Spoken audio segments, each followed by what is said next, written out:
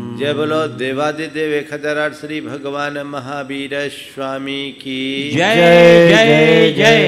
अहिंसा परमो धर्म की जय जय जय। परम पूज आचार्य गुरुवर श्री विद्यासागर जी महाराज की जय जय जय। परम पूज्य 108 मुनिवर श्री प्रमाण सागर जी महाराज की जय जय जय। परम पूज्य 108 मुनिवर श्री अरहत सागर जी महाराज की जय जय जय। नमोस्तु गुरुदेव, नमोस्तु गुरुदेव।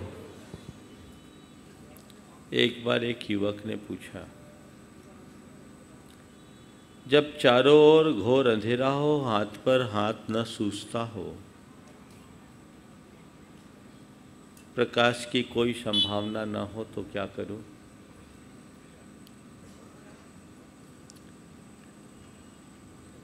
सामने पहाड़ खड़ा हो, रास्ता बंद हो जाए तो क्या करूं?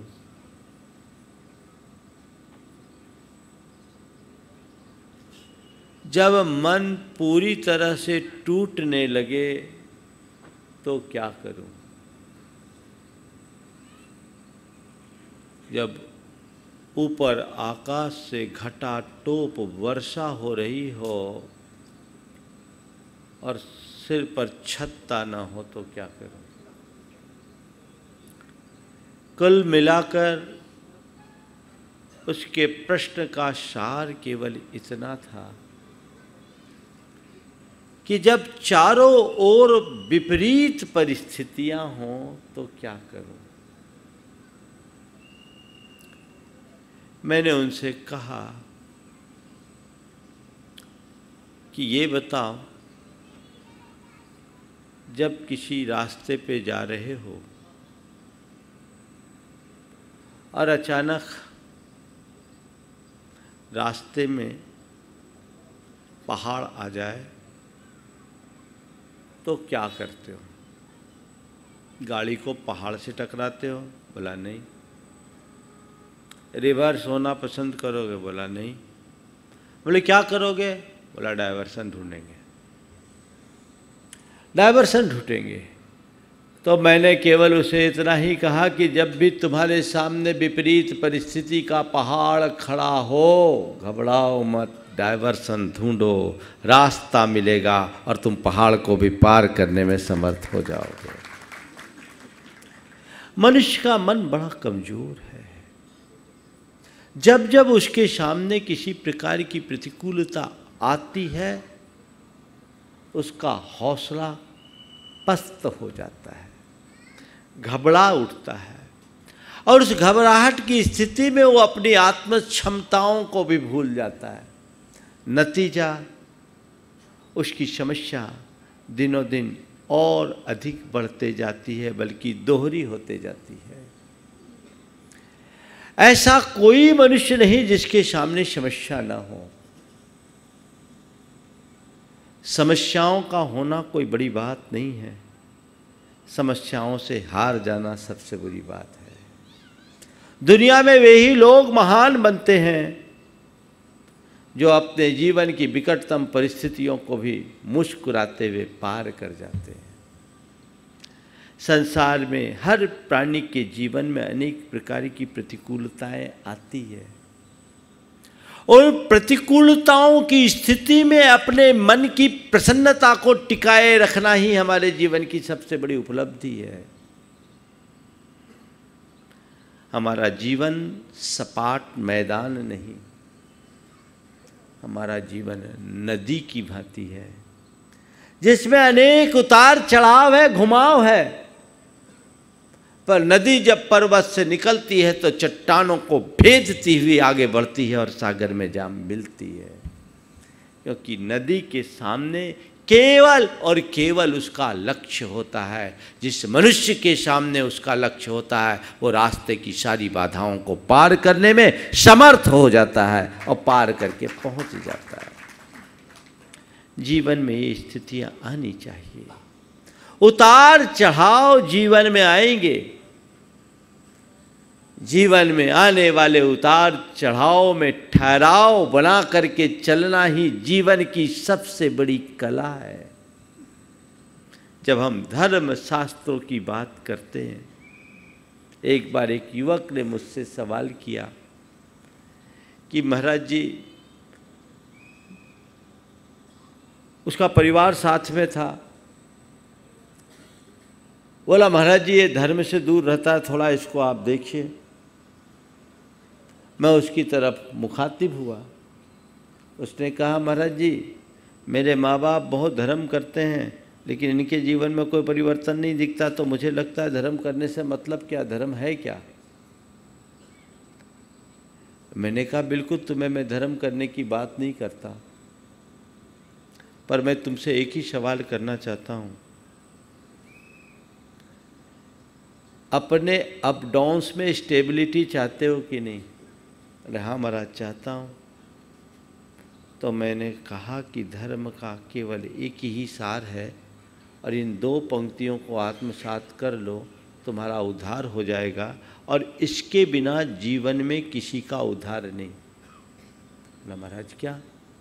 बोले बस दो पंक्तियाँ दोहराओ, होकर सुख में मग्न न फूलूं, दुख में कभी न घबराऊं, इष्ट वियोग अनिष्ट योग में सहनशीलता दिखलाऊं।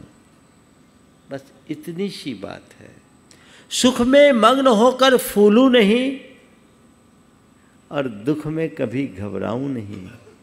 इष्ट का वियोग हो तो विचलित न हो और अनिष्ट का संयोग हो तो आकुलित न हो। इसमें स्थिरता। संसार में ऐसा एक भी प्राणी नहीं है जिसके जीवन में पूरे जीवन केवल सुख हो, कभी दुख ना हो। संसार में ऐसा एक भी व्यक्ति नहीं मिलेगा जिसके जीवन में कोई इष्टानिष्ट संयोग वियोग न हुए हों। ये होंगे। ये सब हमारे जीवन के पाठ है। जीवन में अप डाउन आना पार्ट ऑफ लाइफ है और इसमें स्टेबल बने रहना आर्ट ऑफ लाइफ है। बस वो आर्ट हमारे अंदर डेवलप होनी चाहिए, वो कला हमारे भीतर विकसित होनी चाहिए। धर्म का मूल मकसद यही है।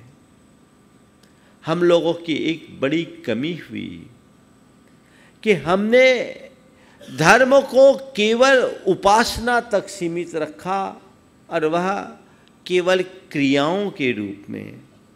हमने धर्म को एक प्रक्रिया की तरह अपनाया और वो रूटीन बन गया, जिसे आज के शब्दों में कहें तो एक प्रकार का कर्म कांड बनकर रह गया। जबकि धर्म का वास्तविक स्वरूप जीवन का रूपांतरण है। वो प्रक्रिया नहीं, प्रयोग है। और ये तभी होगा जब हम धर्म के आध्यात्मिक पक्ष को आत्मसात कर सके। यदि वो आध्यात्मिक पक्ष हमारे जीवन में घटित हो जाता है तो हमसे समर्थ दूसरा कोई इंसान नहीं होगा। आज लोग उसे समर्थ मानते हैं जिसके पास सत्ता है, जिसके पास शक्ति है, जिसके पास संपदा है। संत कहते ये सब बेकार की बात है। ऐसे लोग ऊपर से समर्थ है, भीतर से बड़े कमज़ोर। दुनिया में एक बार एक युवक ने मुझे बताया, ऐसे 10 लोगों की लिस्ट दी जिनने आत्महत्या करके अपना जीवन समाप्त किया, जो कभी दुनिया के सर्वश्रेष्ठ लोगों में होते थे, सबसे धनी लोगों में होते थे। बाहर से समर्थ और भीतर से कमजोर लोग समर्थ नहीं। सच्चे अर्थों में समर्थ वही मनुष्य है जो हर स्थिति में अपनी प्रसन्नता को टिकाने में समर्थ है। और ये सामर्थ्य केवल धर्म और अध्यात्म के बलबूते ही घटित हो सकती है। भारत की संस्कृति की यही विशेषता है जो हमें पाठ पढ़ाती है कि जीवन के झंझावातों में भी अपनी स्थिरता बना करके चलो, घबराओ मत। तुम्हारे जीवन में बहुत जटिलतम परिस्थितियां हो सकती होती है। लोग मेरे पास आते, अपना अपना दुखड़ा रोना रोते।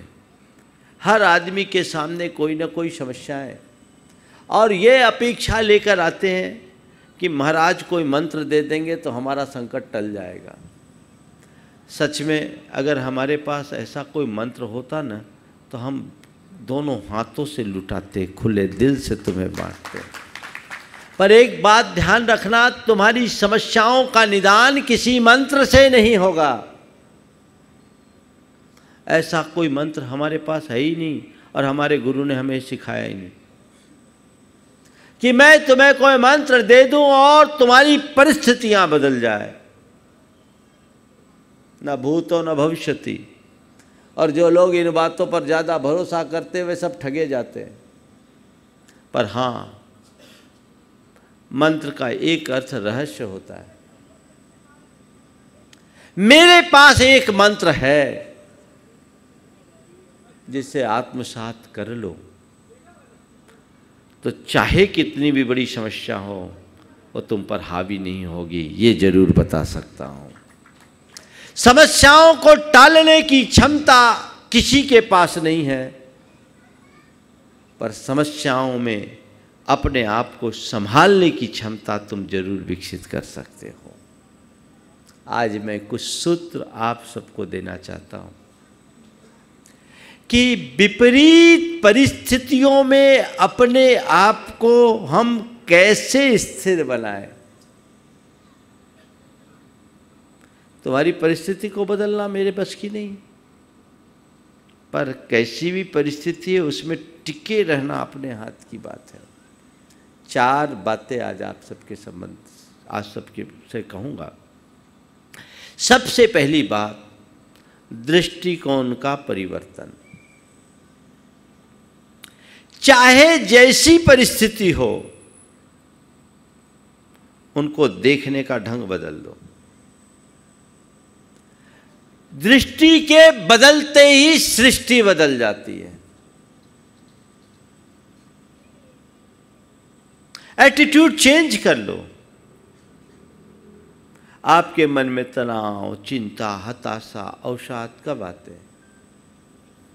जब कोई विकट परिस्थिति होती है और मन उसे स्वीकार नहीं करता। मन कुछ चाहता है, बाहर कुछ होता है। जो चाहते हैं वो सब नहीं हो पाता, मन अंदर से उद्वेलित हो उठता है। लेकिन उस घड़ी आपके भीतर आध्यात्मिक दृष्टि हो और आपने उस घटना को स्वीकार कर लिया, उस प्रसंग और परिस्थिति को स्वीकार कर लिया, तो वो आपके लिए सहज होती है। एक बार एक सज्जन मेरे पास आए जो कभी बहुत बड़े उद्योगपति हुआ करते थे। 500 करोड़ के धनी। संयोग ऐसा हुआ कि उनने कुछ ओवर एस्टिमेट काम किया। भारत से बाहर कई देशों में उन्होंने कई बड़ी बड़ी कंपनियों के साथ और सरकारों के साथ अपना कारोबार जोड़ा। 1200 करोड़ रुपया बैंक से कर्जा ले लिया। कुछ तकनीकी खामियां हुई। ओवर एस्टिमेट काम करने का नतीजा कभी अच्छा नहीं होता। हमारे धर्म शास्त्रों में इसका साफ निषेध है। और आप सबसे भी मैं कहता हूँ, हालांकि आज का वो संदर्भ नहीं है इसलिए विस्तार से नहीं, पर इतना जरूर कहूँगा, अपने जीवन में सारी ज़िंदगी सुख की रोटी खाना चाहते हो तो ओवर एस्टिमेट काम मत करना। कम कमा के ज़्यादा सुखी रहोगे, ज़्यादा कमाने के चक्कर में पास का भी खो दोगे। यही स्थिति उस व्यक्ति के साथ हुई। 500 करोड़ का धनी आदमी सड़क पर आ गया। बैंकों से एनपीए हुआ, बाजार का देना हुआ, कुछ केसेस ऐसे हो गए, सरकार की नीतियां बदल गई, व्यक्ति की हालत खराब हो गई। आप सोच सकते हैं जिस व्यक्ति के जीवन में इतना बड़ा आघात हो उसकी मनस्थिति क्या हो सकती। वो व्यक्ति मेरे पास आया, जुड़ा हुआ तो था ही, और 5 सालों से जिस द्वंद्व में था वो सूचनाएं मेरे कानों में थी। मेरे पास आया, चेहरा एकदम मुरझाया हुआ, अपनी बात की, परिस्थितियां जटिल थी, मैंने कहा भैया तुम्हारी परिस्थिति को बदलने की सामर्थ्य तो मेरे पास नहीं है, पर यदि तुम चाहो तो तुम्हारे दिमाग का बोझ मैं अभी उतार सकता हूं। तुम्हारी परिस्थिति को बदलने की सामर्थ्य मेरे पास नहीं है, मेरे पास ऐसी कोई शक्ति नहीं है जिसके बल पर तुम्हारी सारी परिस्थिति को मैं बदल दूं, पर तुम चाहो तो तुम्हारे दिमाग का बोझ मैं उतार सकता हूं। वो आदमी एकदम हार चुका था। उसने अपनी बातों में यह भी कहा कि कभी कभी तो मन होता है कि आत्महत्या कर लूं, पर मैंने उसे समझाया कि ये बताओ जब तुमने अपना कारोबार शुरू किया था तो तुम्हारी स्थिति क्या थी। उसका बैकग्राउंड मुझे पता था। उसने कहा महाराज मैं अपने गांव से 500 रुपया लेकर आया था, 500 रुपये से मैंने अपनी कमाई कैरियर की शुरुआत की थी। तो मैंने कहा तुम्हारी वास्तविकता बस इतनी है, इसे मान के चलो, तुम्हें क्या करना, सब खो गया। जो कमाया था वो भी तुम्हारा नहीं और जो खोया वो भी तुम्हारा नहीं। इस बात को लेकर अब ज़्यादा व्याकुल चित्त होने से काम नहीं होगा। तुमने गलत नीति अपनाई, गलत पॉलिसी अडॉप्ट की, उसका नतीजा ये हो गया कि आज तुम्हारे ऊपर इतना कर्ज है।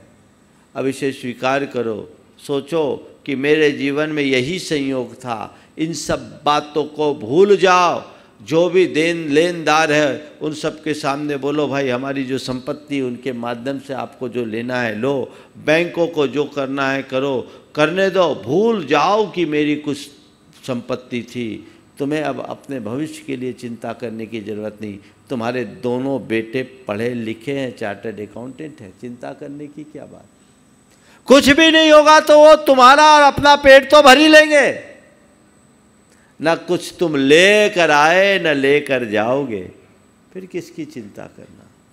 मैंने उन्हें 5-10 मिनट मोटिवेट किया। देखते ही देखते उस व्यक्ति का चेहरा खिल गया और उस व्यक्ति ने एक बात कही कि महाराज मैं कई संतों के पास गया, पर आज आप पहले संत हो जिन्होंने मुझे इस तरीके से मोटिवेट करके मेरा मनोबल बढ़ाया है। महाराज अब मुझे शक्ति मिल गई है, मैं अब इसे जूझूंगा। मैंने कहा सामना करो, इसे एक चुनौती के रूप में देखो और अपनी कुशलता से इसे एक उपलब्धि में बदलो। मैंने उस व्यक्ति को कई उदाहरण दिए जिनमें से कई लोग ऐसे थे जो शिखर से सतह पर आकर वापस शिखर पर चढ़े। उनमें से एक व्यक्ति उनके परिचय में भी थे। हम बोले हारते क्यों? हिम्मत हारना ही सबसे बड़ी हार है, हार करके जीता जाता है। तुमने पाया, खोया, फिर पा सकते हो। जो पाया वह तुम्हारा नहीं था और जो खोया वह भी तुम्हारा नहीं होगा। ये तो संसार का चक्र है, चलता रहता है, चलता रहेगा। उस व्यक्ति के मन में बड़ी शांति और सुकून हुई। परिस्थितियां नहीं बदली, परिस्थिति के प्रति उस व्यक्ति की दृष्टि बदल गई। उसने कहा ठीक है अब मैं जीऊंगा। उनकी जिजीविषा जाग गई। और ये घटना 2014 की है, आज 2021 है। इन 7 सालों में वो व्यक्ति वापस अपने एक छोटे से उद्योग की शुरुआत कर बैठा है और आगे बढ़ रहा है, बहुत तेजी से ग्रोथ कर रहा है। खो करके भी पाया जा सकता है। दृष्टि बदलो, सब कुछ बदल जाएगा। जब भारत के राष्ट्रपति सर्वपल्ली राधाकृष्णन हुआ करते थे, वो एक बार शासकीय दौरे से अमेरिका गए। उन दिनों अमेरिका के राष्ट्रपति कैनेडी साहब थे। अचानक मौसम बिगड़ जाने के कारण उनका जो विमान था निर्धारित स्थान से पहले उतारा गया। वहां से वे सीधे सड़क मार्ग से व्हाइट हाउस पहुंचे। अमेरिका के राष्ट्रपति ने उनके सम्मान में भाव व्यक्त करते हुए कहा कि परिस्थितियों के अनुकूल न रहने के कारण हम आपका समुचित सम्मान नहीं कर पाए, इसका हमें खेद है। परिस्थितियों के अनुकूल न रह पाने के कारण हम आपका समुचित सम्मान नहीं कर पाए, इसका हमें खेद है। डॉक्टर राधा कृष्णन जी ने जो बात कही वो बहुत ध्यान देने की है। उन्होंने कहा, never mind mister president, we cannot change the event, but certainly change our attitude towards them. राष्ट्रपति महोदय, आप खेद ना करें, हम परिस्थितियों को भले नहीं बदल सकते पर उनके प्रति अपना दृष्टिकोण जरूर बदल सकते हैं। बस ये सूत्र आत्मसात कर लीजिए। परिस्थिति तुम्हारे हाथ में नहीं है, मनस्थिति तुम्हारी है, मनस्थिति तुम्हारे हाथ में है। अपनी मनस्थिति को बदलना सीखिए। परिस्थिति नहीं, मनस्थिति बदले। ये बहुत काम का सूत्र है। केवल परिस्थितियों का रोना रोने से क्या होगा? कुछ भी नहीं होगा। मनस्थिति बदले। दूसरी बात, सकारात्मक सोचे। चाहे जैसी जटिल परिस्थिति क्यों ना हो, सोच सकारात्मक रखें और सकारात्मक दिशा में आगे बढ़े। मनुष्य के सामने जब विषमताएं आती है तो प्रायः उसकी सोच नकारात्मक बन जाती है। उस नकारात्मकता के कारण वो व्यक्ति अपना बड़ा नुकसान कर लेता है। सबसे बड़ा नुकसान तो उसका आत्मविश्वास खंडित होता है, और जिस व्यक्ति का आत्मविश्वास खंडित होगा वो जीवन में कुछ नहीं कर पाएगा। मैं दो प्रसंग आपको बताता हूँ। व्यक्ति के अंदर अगर सकारात्मकता होती है तो वो अपनी परिस्थितियों से कैसे उबरता है, और नकारात्मकता हावी हो जाने से व्यक्ति अपनी परिस्थितियों को किस कदर जटिल बनाता है। मेरे संपर्क में एक भाई है, बड़े भाई ने उसे धोखा दिया, सारी संपत्ति हथिया ली। एक समय वो अपने बड़े भाई को भगवान की तरह पूजता था। अल्प उम्र में चले गए थे, लेकिन बड़े भाई की नीयत खराब हो गई,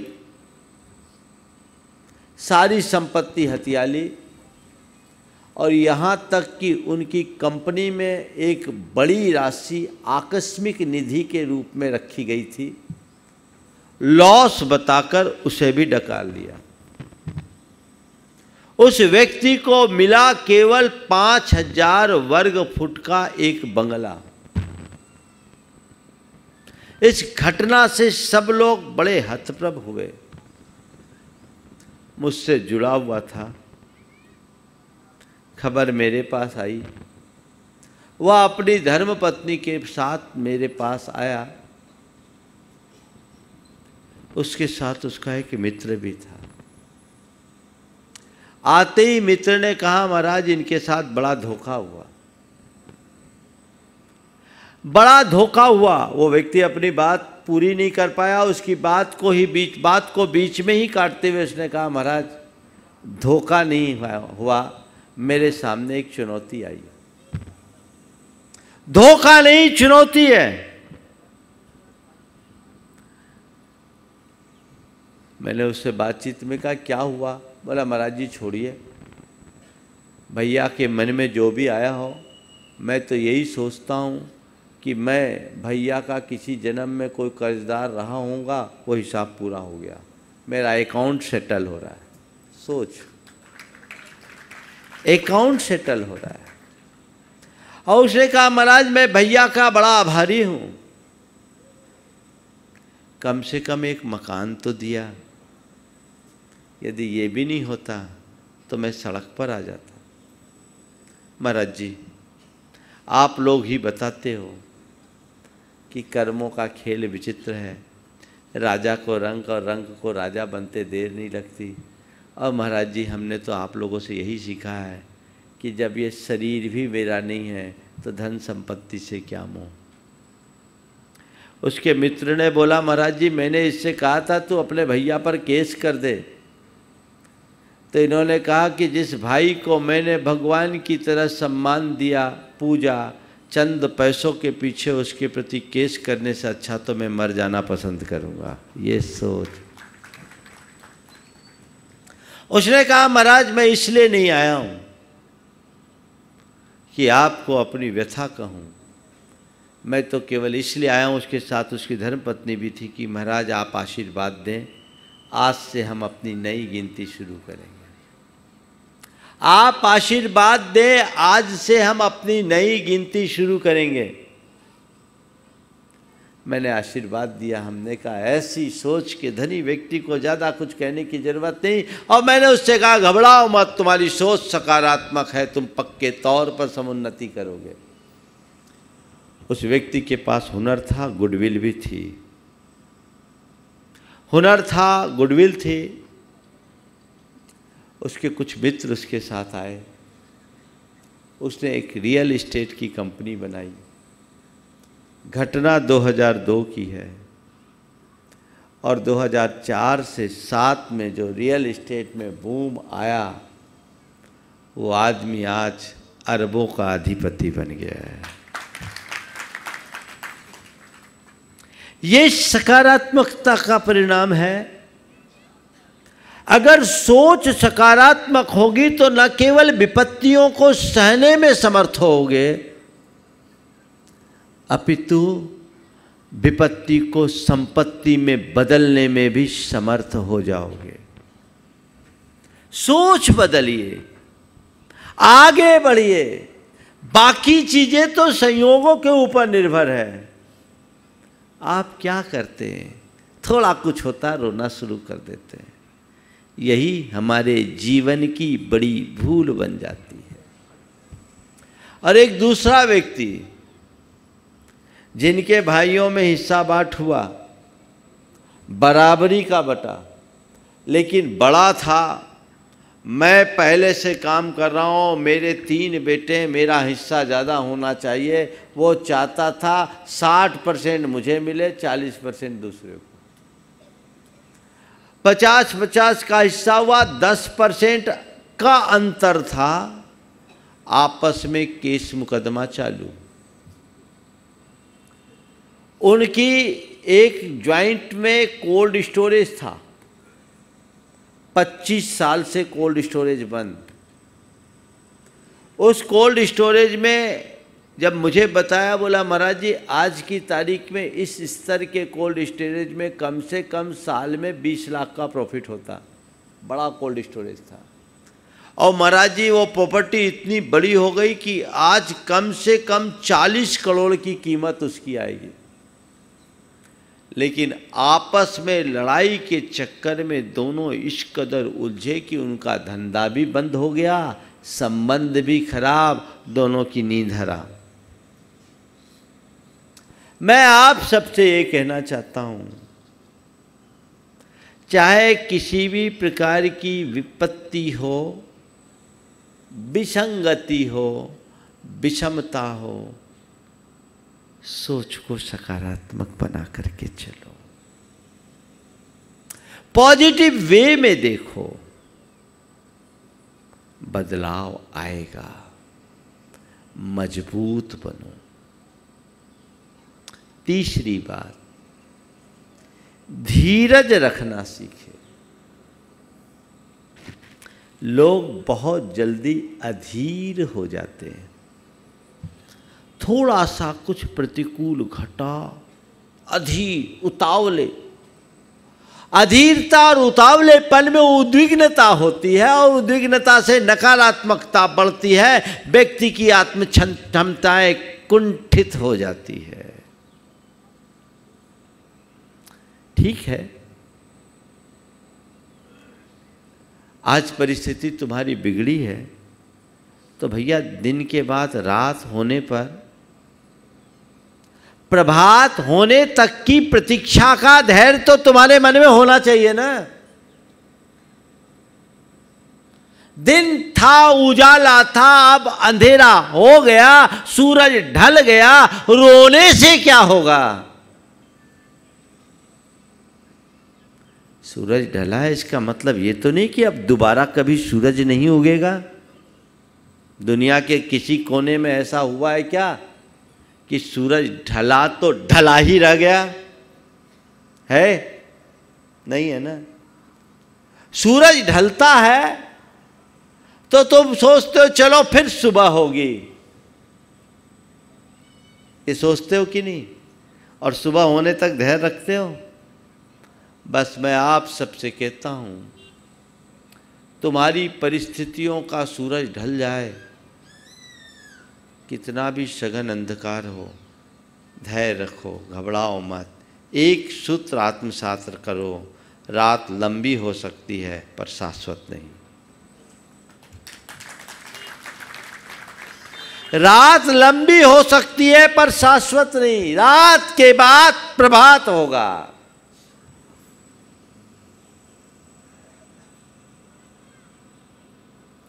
तब जीवन धन्य होगा। लोग भूल जाते हैं, धैर्य नहीं। धैर्य रखना सीखिए, सब ठीक हो जाएगा, सब ठीक हो जाएगा, सब ठीक हो जाएगा। धीरज से सब समस्याओं का समाधान मिलता है। गुरु शिष्य एक गांव से दूसरे गांव में जा रहे थे। नदी के किनारे थोड़ी देर का पड़ाव रखा। गुरु ने शिष्य से कहा, जाओ थोड़ा पानी लेके आ जाओ। शिष्य नदी तट में गया तो इसी बीच एक बैलगाड़ी गुजरी। बैलगाड़ी के गुजरने से नदी का पानी पूरा मटमैला हो गया। शिष्य खाली हाथ लौट आया, गुरुदेव पानी तो मटमैला हो रखा है, पीने लायक नहीं है, मैं ऐसे ही आ गया। गुरु ने पूछा क्यों? बोले अभी बैलगाड़ी निकली थी। गुरु ने कुछ नहीं कहा, दूसरी बातों में उसे लगाया। 20 मिनट के बाद उससे कहा जाओ पानी ले आओ। बोले गुरुदेव मैं देख के तो आया, पानी मटमैला था। बोले बेटे जा, पानी साफ हो गया होगा। गया तो पानी साफ। शिष्य पानी भर लाया, लेकिन मन में आश्चर्य, गुरु ने कौन सा जादू कर दिया। मैं जब गया था तो पानी मटमैला था और देखते ही देखते पानी एकदम साफ स्वच्छ हो गया।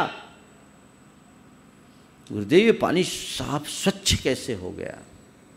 बोला तू ये नहीं जानता, जब तू निकला था तो बैलगाड़ी निकली इसलिए वहाँ का पानी गंदा हो गया, लेकिन इस बीच समय निकला वहाँ इतना साफ पानी आया कि सारी गंदगी बह गई, अब पानी साफ हो गया।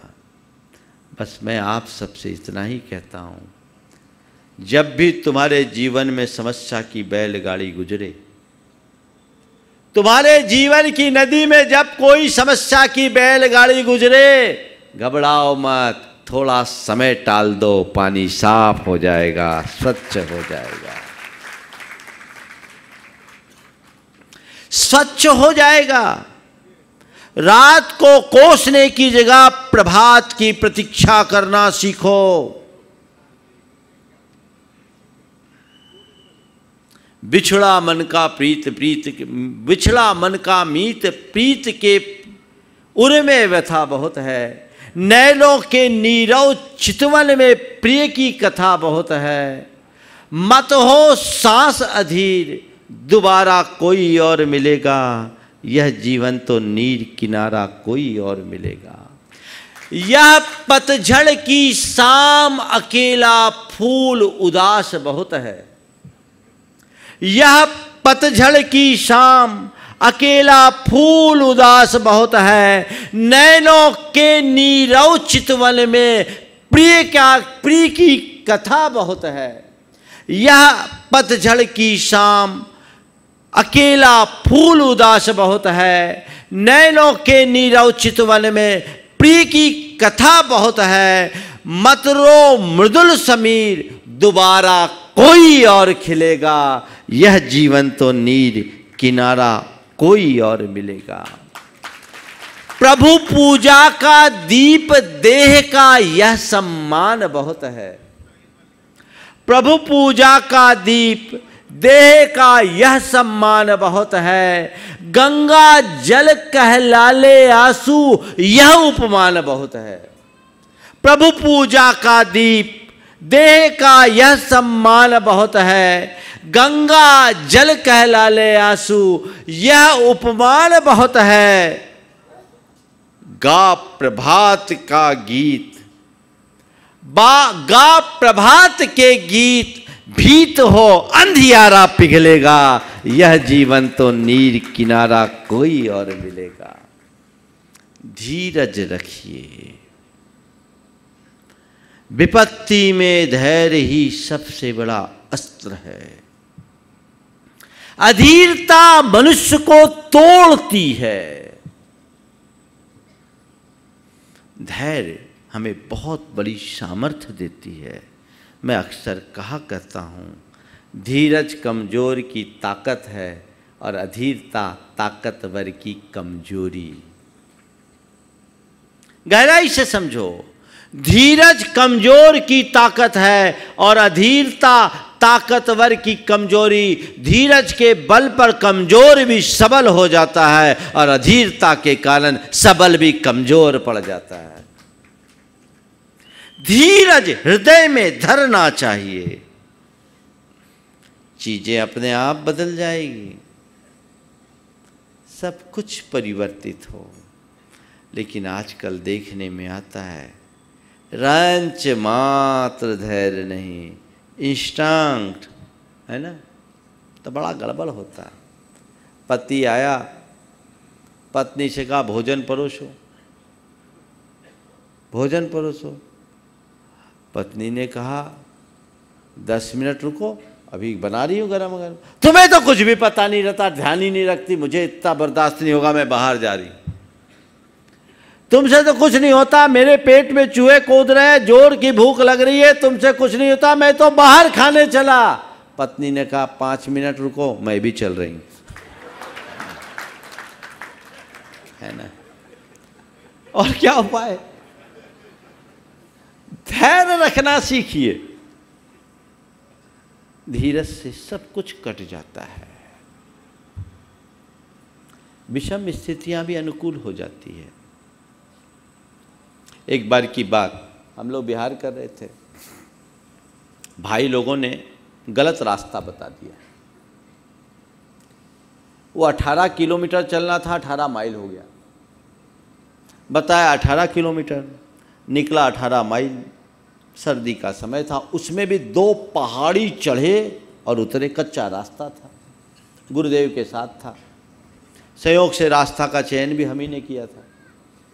अब उस दिन संघ अपने निर्धारित स्थान पर नहीं पहुंच पाया। हम लोग भी, अब शाम होने को था, तो एक स्कूल में रुक गए, जैसे तैसे मिला। अपना जो निर्धारित स्थान था उससे 3 किलोमीटर पहले, अब स्थान का नाम नहीं ले रहा हूँ, नहीं तो लोग उनको परेशान करेंगे। वहाँ रुके। अब वो स्कूल क्या था, एक कमरा था, ऊपर जो इंग्लिश टाइप के खपड़े थे वो खपड़े थे, और उनमें से 5-7 खपड़े उड़े हुए थे। झरोखे बड़े बड़े थे, किसी में कांच नहीं था, और दरवाजे ऐसे थे कि एक भी लगते नहीं थे, सरकारी थे। अब हम लोग तो रुक गए। टेम्परेचर 6 डिग्री, टेम्परेचर 6 डिग्री, और 6 डिग्री टेम्परेचर में गुरुदेव के साथ हम 5 मुनि और पूरी रात रहना। हम लोग रात में कुछ ओढ़ते नहीं, चटाई भी नहीं देते। बहुत तीखी हवा। गुरुदेव को एक तरफ हम लोगों ने कर दिया, 1-2 तख्त आड़े लगा करके उनका एक अलग केबिन जैसा हो गया, हम लोग और रहे। सर्दी भयंकर, हवा आप सोच सकते कि इतनी सब कुछ खुली है तो हवा में क्या होगा। रात भर हम लोगों ने बैठ के बिताया। सुबह गुरुदेव के चरणों में गए, तो उन्होंने ऐसे ही विनोद में पूछा कैसी कटी रात। उन्होंने पूछा कैसी कटी रात, हमने कहा गुरुदेव सुबह की प्रतीक्षा में।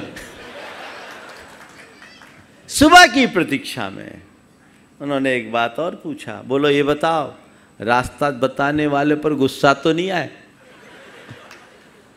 गुस्सा तो नहीं आया? हमने कहा महाराज औरों पर गुस्सा नहीं आए, महाराज लोग हम पर गुस्सा कर रहे हैं कि ये कैसा रास्ता ढूंढा। तो गुरुदेव ने क्या सकारात्मक बात की। उन्होंने कहा उन पर गुस्सा करने की जगह आभार व्यक्त करो कि आज रात भर कष्ट सहने के निमित्त कर्म काटने का अवसर दिया। कितना अच्छा। कर्म कटे इस निमित्त हमारी तपस्या हो गई। रात की तो बात थी, सुबह हो गई, हो गई। तो कैसी कटी रात, सुबह की प्रतीक्षा में। बस एक ही बात अपने हृदय में रहना, धीरज हमें कभी नहीं खोना। सब कुछ अनुकूल हो जाएगा। हर नंबर 4, आशावादी बनके जिए, आस न छोड़े। लोग तुरंत हताश हो जाते हैं, कुछ भी हो गया अम्लान मुख, अब क्या होगा, कुछ बचा ही नहीं। आशा मत छोड़े। आज नहीं कल हम निश्चित होंगे सफल। अनेक बार की विफलताओं के बाद भी सफलता मिलती है। दिन बहुरेंगे, दिन सुधरेंगे, जीवन की स्थितियां बदलेगी, इसमें कोई संशय नहीं। ये दृष्टिकोण होना चाहिए। अब्राहम लिंकन का नाम आप लोगों ने सुना होगा। उस व्यक्ति के जीवन में लगातार 19 विफलताएं आई। लेजिस्लेचर के इलेक्शन से लेकर 22 प्रेसिडेंट तक के इलेक्शन में उन्होंने निरंतर हार का सामना किया। इस बीच उन्हें व्यापार में बड़ा नुकसान हुआ, पत्नी की मृत्यु हुई, वे स्वयं दुर्घटनाग्रस्त हुए, लेकिन हिम्मत नहीं हारे। हिम्मत नहीं हारे, लगे रहे, लगे रहे, लगे रहे। अंत क्या हुआ? 20वीं बार में सीधे प्रेसिडेंट ऑफ अमेरिका बन गए। है ना ये प्रयास? लोग थोड़े से प्रयास में हार जाते हैं। कभी हार मत मानो, आगे बढ़ने की कोशिश करो, चलते चलो, बढ़ते चलो। आज नहीं कल होगा, सब ठीक होगा, सब ठीक होगा, सब ठीक होगा, सुधर जाएगा, सुधर जाएगा, सुधर जाएगा। मेरे संपर्क में एक व्यक्ति है, उनको आज से 20 वर्ष पूर्व बड़ा नुकसान हुआ। नुकसान क्या हुआ? उनके बेटे ने MCX में लंबा चौड़ा इन्वेस्टमेंट करके नुकसान दे दिया। वो नुकसान उस व्यक्ति के लिए बहुत बड़ा नुकसान था। उसमें उनकी सारी संपत्ति समाप्त हो गई। उस व्यक्ति के पास कुछ भी नहीं बचा। एक किराए के मकान में रहने लगा, सब खो गया। लेकिन वो व्यक्ति एक ही बात सोचता था, आज नहीं कल सब ठीक होगा। आज बिगड़ा है, कल ठीक होगा। उस आदमी ने हिम्मत नहीं खोई, अपनी आशा बनाई रखी। एक अच्छा बड़ा कारोबारी दूसरों की खाता बही करना शुरू किया। परिस्थितियां क्या नहीं कराती। और ये भी बात सही है, जब दिन गर्दिश के आते हैं तो सगे भी पीछे हो जाते हैं। लेकिन उस व्यक्ति की सबसे बड़ी बात जो एक मिसाल के रूप में उसने उपस्थित किया, आस नहीं छोड़ी। तो ठीक है महाराज जी, आज बिगड़ा कल ठीक होगा, आज बिगड़ा कल ठीक होगा। और इस बीच उस व्यक्ति ने अपने पोते को अच्छे से पढ़ाया। पेट काट काट करके पोते को पढ़ाया। पोता IIT किया, IIM किया, और उस व्यक्ति का 1 करोड़ के पैकेज में जॉब लग गया।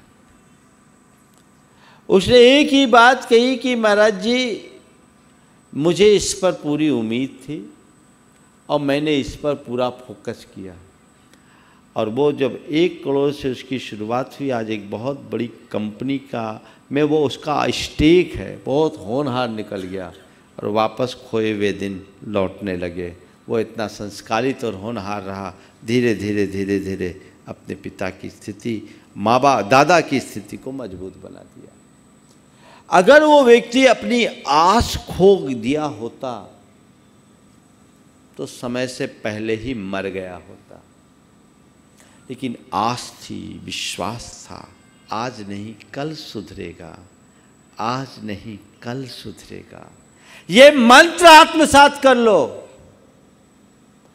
गाए बगाए हर व्यक्ति के जीवन में ये स्थितियां आती है, घबराओ मत, परिस्थितियों के आगे मजबूर मत बनो, मजबूत बनो। समझ गए? अपना नजरिया बदलो। देखने का नजरिया होता है, तुम कैसे देखते हो। अगर सकारात्मकता होगी तो जीवन में कहीं कठिनाई नहीं होगी। एक फूल को देखो तो तुम्हारे अंदर से ये भी प्रतिक्रिया हो सकती है कि कांटों के बीच घिरे रहने के बाद भी खिला रहता है, कितना खुश मिजाज है। तो दूसरी प्रतिक्रिया ये भी हो सकती है, अरे इन फूलों की ज़िंदगी भी क्या ज़िंदगी है, सारी ज़िंदगी कांटों में घिर के रह गई, अब तुम्हें देखना है तुम उस बाग में क्या देखते हो, फूल या कांटे। जीवन की बगिया में फूल और कांटे दोनों होंगे। तुम्हें चाहिए कि तुम फूल पर दृष्टि रखो, कांटों पर नहीं। एक विचारक ने बड़ी अच्छी बात कही कि तुम्हारे पास 2 रुपये हों तो 1 रुपये से खरीदो तुम रोटी और दूसरे से खरीदो एक फूल। तुम्हारे पास 2 रुपये हो तो 1 रुपये से खरीदो रोटी और दूसरे से खरीदो फूल। रोटी तुम्हें जिंदगी देगी और फूल देगा तुम्हें जीने की कला। कांटों के मध्य भी खिले रहने की कला विकसित कीजिए। ये 4 सूत्र आपको वही कला देंगे। और यदि इन 4 सूत्रों को आत्मसात कर लोगे तो तुम्हारे मुख से स्वर फूटेंगे। कदम रखा करता कांटों पे मुझे व्यथा से प्रीत है। कदम रखा करता कांटों पे मुझे व्यथा से प्रीत है, और विपदाओं में मुस्काना ही जीवन का संगीत है। विपदाओं में मुस्काना ही जीवन का संगीत। ये संगीत बनाओ, जीवन धन्य होगा।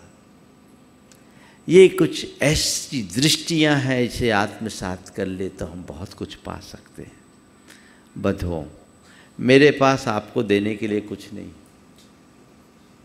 है। क्या जो तुम चाहते वो सब कुछ तो है नहीं। ना हमारे पास धन है, ना दौलत है, पर हमारे पास थोड़े से विचार हैं जिन्हें मैं आप सबको दे सकता हूँ। और मेरा मानना यह है कि विचारों की संपदा तुम्हारी संपदा से भी बहुत बड़ी होती है। आज एक प्रयोग आप सबके बीच में करना चाहूँगा। कोई 2 व्यक्ति मंच पे आ जाओ जिनके जेब में सिक्के हो। आ जाओ जल्दी से, 2 जन आ जाओ। है क्या? हाँ 2 आ जाओ। बस 2 की जरूरत है, तीसरे की नहीं। 2 आ जाओ, जल्दी आओ। आमने सामने खड़े हो, यहीं आमने सामने। हाँ चलो आओ, इधर सामने आओ, थोड़ा निकट आओ। अपने जेब से 1-1 सिक्के निकालो, बाकी जेब में धर लो। एक ही निकालो, एक बाकी जेब में रखो। हाँ, आप अपना 1 सिक्का इनको दो और निकट आओ ना, कैमरे के पास आओ, सब देख पाए। और थोड़ा और आगे जाओ। हाँ, आप अपना एक सिक्का फिर से दो, वापस लो। अपना सिक्का आप इनको दो, आप इनको अपना सिक्का दो। आप दोनों के हाथ में कितने सिक्के हैं? एक है ना। आपने एक सिक्का लिया और एक सिक्का दिया, दोनों के हाथ में कितने सिक्के हुए? एक। पर इसी घड़ी आपने अपना एक विचार इन्हें दिया होता और आपका एक विचार इनसे लिया होता तो आपके पास कितने विचार होते?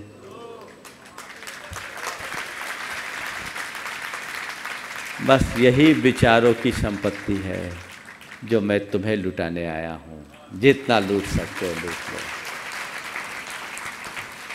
अपने आप को भरिए, ये विचार ही तुम्हारे जीवन को मजबूती देंगे। इन्हीं के बल पर अपने जीवन का उद्धार कर पाओगे। ध्यान रखना, तुम्हारे जीवन में घटित होने वाली समस्याएं तुम्हारी है, तुमसे ही उत्पन्न हुई है, तो उसका समाधान भी तुम्हें ही प्रकट करना होगा। किसी की कृपा से तुम्हारी समस्याएं नहीं सुधर सकती। अपने आप को अंदर से मजबूत बनाओ। आज के समय में हर व्यक्ति को आध्यात्मिक रूप से पुष्ट होने की जरूरत है। अभी वाजपेयी जी जो एक लंबे अंतराल के बाद मेरे पास आए, आध्यात्मिक राष्ट्रवाद के नाम से एक पुस्तक कृति मुझे भेंट की। वास्तव में हमें ऐसे ही राष्ट्रवाद की जरूरत है, जब हर व्यक्ति के हृदय में अध्यात्म प्रतिष्ठापित हो जाए तो उसका जीवन धन्य हो जाए। हम केवल रिचुअल की बात न करें, रिचुअल से स्पिरिचुअल की ओर आगे बढ़े, तब जीवन धन्य होगा। आज इन कर्म कांडों में उलझ जाने से हमने धर्म के स्वरूप को जटिल बना दिया, जबकि धर्म की आत्मा आध्यात्मिकता में बसती है। और आज के इस भौतिक विकास के दौर में तो इसकी और अधिक आवश्यकता है। वो आत्मसात होनी चाहिए। हर किसी का ऐसा प्रयास होना चाहिए। वो प्रयास हम सब करेंगे, हमारा जीवन धन्य होगा। बंधुओं, अभी गौशाला की बात आप सबके बीच की गई। जब मैं यहाँ आया था तो पहला पड़ाव गौशाला में ही हुआ।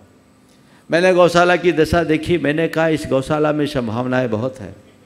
भूमि की कमी है, उसकी भूमिका बन गई, उसका विस्तार होना चाहिए।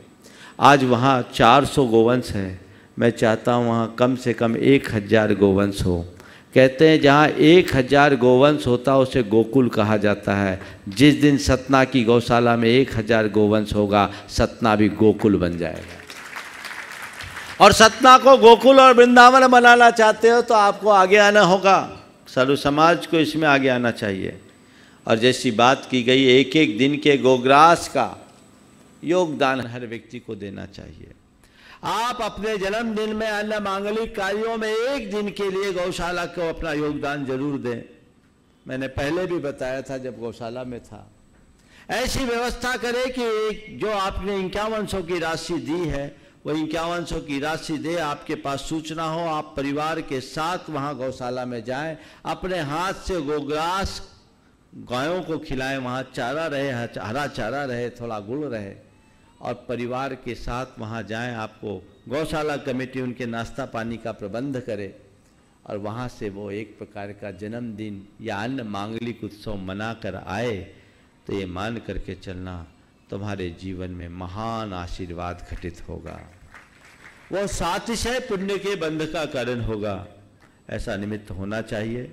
उस दिन गौशाला में चर्चा आई, 2 दिन से बात इतनी व्यस्तता में लोग भूल गए। कल मुझे ख्याल आया, हमने कहा भैया गैयों को भूलोगे तो कहीं के नहीं रहोगे, उन्हें तो याद रखना ही चाहिए। ये 365 नाम कल सुबह तक हो जाना चाहिए। समझ गए? अभी तो लगभग 100 के करीब हुए हैं। ये नाम सबको देना चाहिए, कोई बड़ी बात नहीं। और मैं तो चाहता हूं आज के समय में 5000 का मूल्य क्या है? 5100 का कोई मूल्य नहीं। एक घर में जितने बच्चे हैं उनकी जन्मदिन आप वहां मनाइए। बर्थडे मनाना बंद कर दीजिए। वहां जाइए और उसकी पूरी सूचनाएं आप सोशल मीडिया के माध्यम से लोगों तक पहुंचाइए। लोगों को बड़ा सुकून होगा। सभी व्यक्ति को ऐसे कार्यों में योगदान देना चाहिए। सभी दुकानदारों को भी इस दिशा में आना चाहिए, प्रेरित करना चाहिए। ये एक अच्छी परिपाटी होगी और इसका लाभ आप सबको मिलेगा। जो लोग आगे आए हैं उन सबको हमारा आशीर्वाद। कुछ नाम और आए हैं, ये भी घोषित होंगे। दोपहर के शंका समाधान में भी ये नाम घोषित होंगे। कल तक का आपका समय है, कल 10 तारीख है, पता है ना, आगे का भी पता नहीं। अब देखिए आपके भाग्य में क्या होता है, लेकिन जो है उसका लाभ आप उठाइए। और ये दिव्य सत्संग में आप लोगों ने बहुत आनंद लिया। ऐसी आनंद की अभिवृद्धि बढ़ते रहे, ऐसी भावना भाइये। कल आगे के कार्यक्रमों की जानकारी आपको मिलेगी। अब आपके पुण्य का क्या भाग होता है ये पता कल चलेगा, लेकिन मैं इतना ही कहता हूँ, जो आपको मिला है वो कम नहीं मिला है। बोलो सही बोल रहा हूँ कि गलत? तो एक बार तालियां तो बजा दो। बस अब इसे सहेज के रखने की ज़रूरत है और जीवन को आगे बढ़ाने की ज़रूरत है। मंगल भावना की 4 पंक्तियों के साथ मैं विराम लूँगा और इधर जो शेष नाम है उन्हें घोषित किया जाएगा। और नाम है कितना नाम? बाकी नाम आ जाएंगे, शाम को घोषित होंगे। मंगल मंगल होए जगत में सब मंगलमय हो। मंगल मंगल होए जगत में सब मंगलमय हो। इस धरती के हर प्राणी का मन मंगलमय हो। इस धरती के हर प्राणी का मन मंगलमय हो। मंगलमय हो प्रात हमारा रात सुमंगल हो। मंगलमय हो प्रात हमारा रात सुमंगल हो। जीवन के हर पल हर क्षण की बात सुमंगल हो। जीवन के हर क्षण हर पल की बात सुमंगल हो। घर घर में मंगल छा जावे जन जन मंगल हो। घर घर में मंगल छा जावे जन जन मंगल हो। इस धरती का कण कण पावन ओ मंगलमय हो। इस धरती का कण कण पावन ओ मंगलमय हो। मंगल मंगल होए जगत में सब मंगलमय हो। मंगल मंगल होए जगत में सब मंगलमय हो। इस धरती के हर प्राणी का मन मंगलमय हो। इस धरती के हर प्राणी का मन मंगलमय हो। जय बोलो परम पूज्य आचार्य गुरुवर श्री विद्यासागर जी महाराज की जय।